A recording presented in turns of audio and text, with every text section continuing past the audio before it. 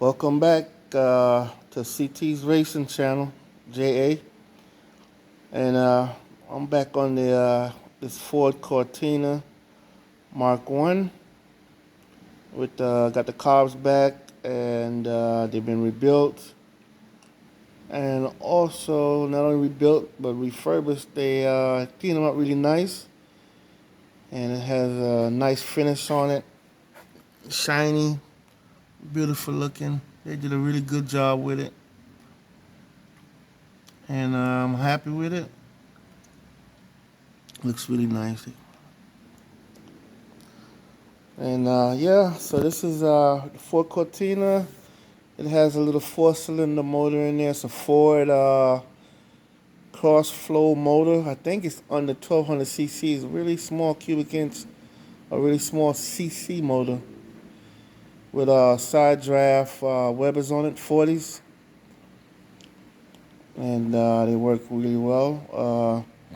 This motor, I um, I didn't build it, but I worked on it. Took the heads off. It had an issue with low compression, which I found out. Took the heads off. Found out that they had some bad valves in it, and so I had the head sent out and had a valve job done to them.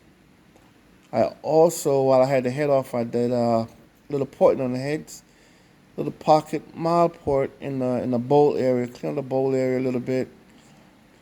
Nothing extensive, just a little cleaning up in the bowls. But the motor really responded to that, and also shaved the heads down a little bit, try to build a compression up. Yeah, also has headers on it, and a small cam. And yeah, it runs pretty good for what it is. Really torquey, good mid-range power, and fun to drive. The fun to drive car. So yeah, let me give it a start. That's what the interior looks like.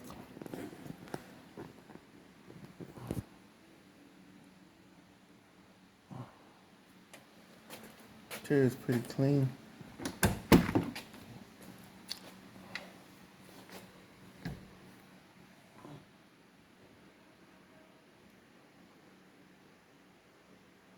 Yeah, nice car, really nice.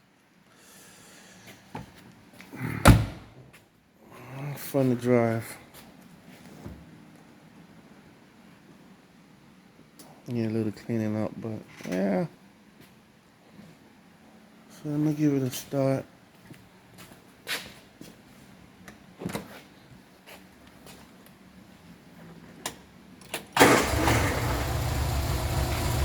So it starts right up with a touch of the key.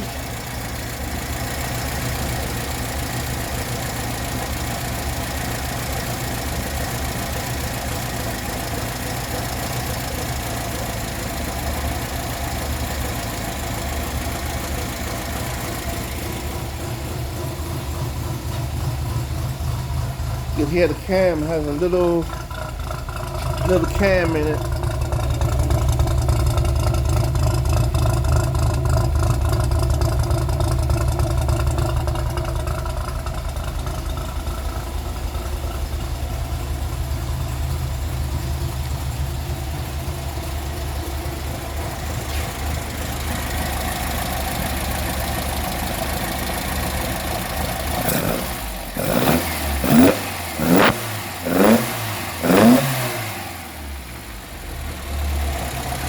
Yeah, so it responds really good.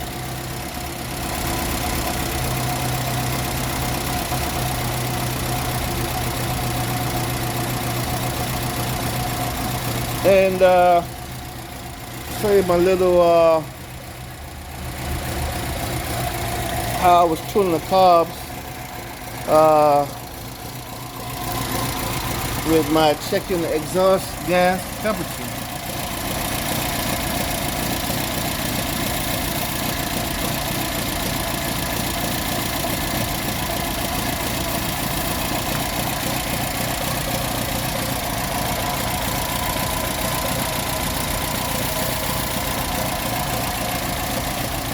Yeah, so that's how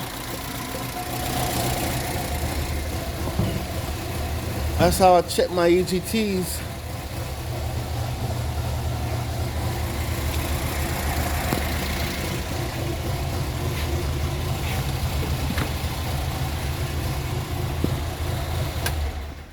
Yeah, so it's running really good. But when I first put the carbs on it, it had like a miss. So I did a little trick with the water, checking each header pipe, and the two number 3 and 4 had heat in it. And when I put the water in number 1 and 2, there was no heat. So I realized that these carburetors works in pairs. So this front carb feeds the first 2 cylinders, number 1 and 2. Each cylinder has individual barrels. And second pair, number 3 and 4. So these were feeding air and fuel in the motor at idle, but these two were not. So the throttle plate position was closed on this one. This one was slightly open, so that's why I was getting airflow to the rear and nothing feeding the two front. So I did adjustment on it, and I got it to fire number 1 and 2, put heat in the cylinders. And they have a tool that you use to synchronize them.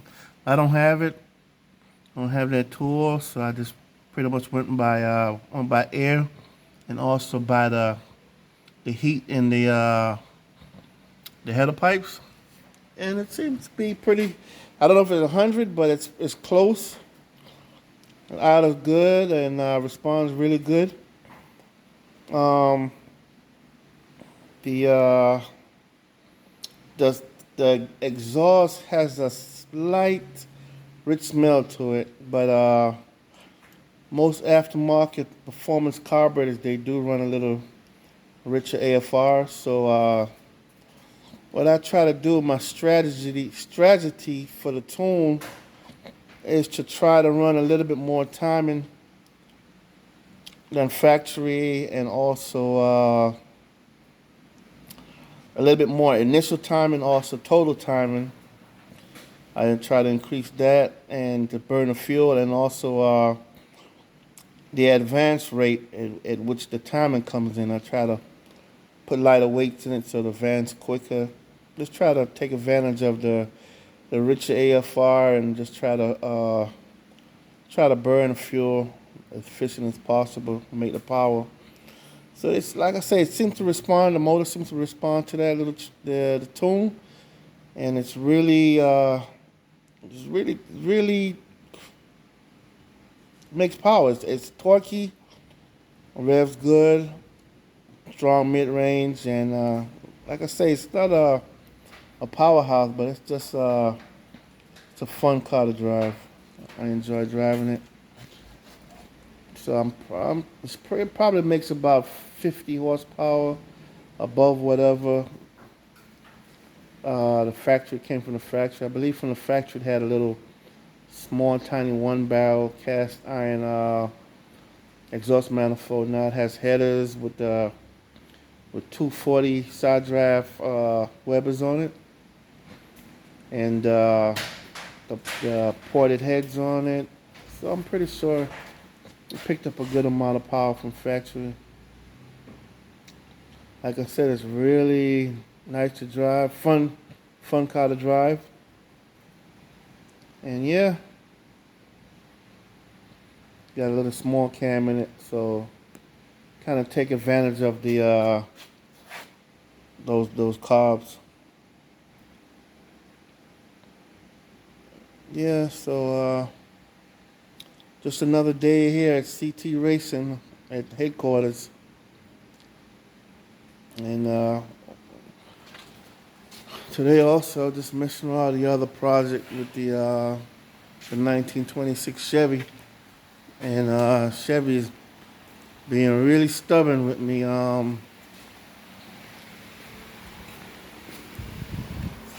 We had an issue with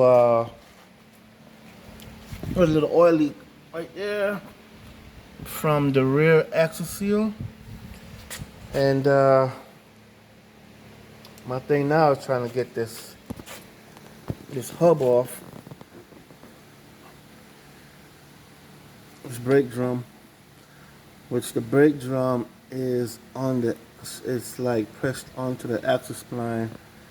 So I've been trying to get it off the hub with a puller, and no luck so far. Putting a lot of pressure on it, and it's still not still doesn't want to separate from the axle spline. So I'm gonna get back on that now, try to see if I can get that off and repair that seal in there.